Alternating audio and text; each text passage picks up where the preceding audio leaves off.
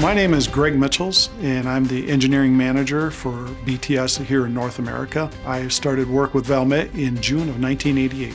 So my responsibilities in my current role are to lead the engineering management in North America for basically all rebuilds for the pulp and paper industry, anywhere from the head box all the way through winder type equipment.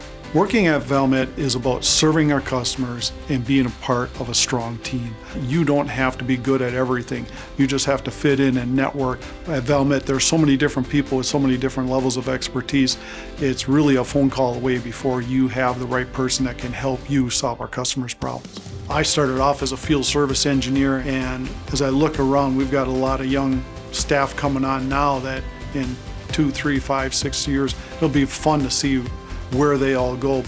Valmet is a great company. We're very progressive, we're financially sound, but it's the people that really set us apart from everybody else. The company culture here is really about forming strong relationships with people.